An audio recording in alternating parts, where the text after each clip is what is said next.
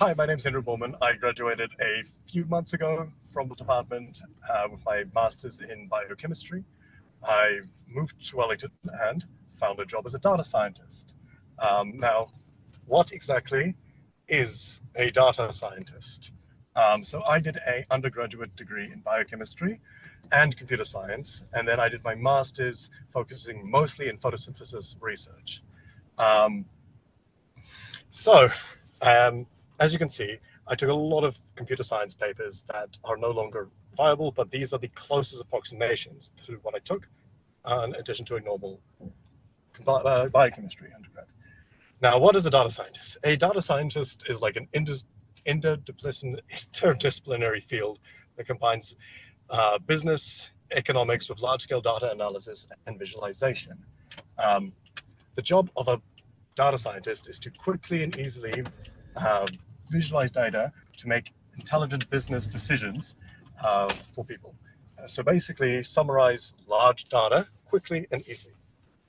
That incorporates a whole bunch of stuff. So most of the stuff is like data mining, data cleaning, data exploration, feature engineering, which is basically like making models out of data, predictive modeling, so like AI tools or linear regressions, data visualization, and then like data visualization. What do I do on a regular day? Well, most of my days are very, very different. There isn't really any day that is exactly the same. So one example of a day I've had in the past has been trying to find the market share for a particular client and then doing calculations depending on how they've done this year compared to the previous year, alongside with some key information about like doing extra research about their area of like interest. So for instance, if we were doing a market share for Burger King, what has McDonald's done this year? What is market stuff that they've done that has impacted? How many shops have they opened or closed? Kind of information like that. Another large part of the job is site potentials. So is it a good idea to open up a Burger King, a McDonald's in this shop? So that's what I kind of have as an example off to the side. You can see I've selected I think it's a town just outside of Hamilton. And then we run some analysis and we basically tell them how much they could be expected to earn if they open that store up in a year or two. My days are also kind of filled with lots of back-end development, so just lots of Python and R programming, and then, lots of data.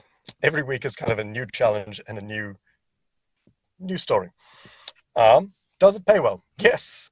That's the biggest draw for data science for me, was that it pays well and you only have to work 37 hours a week instead of the 50 plus hours that I had to do for my master's thesis.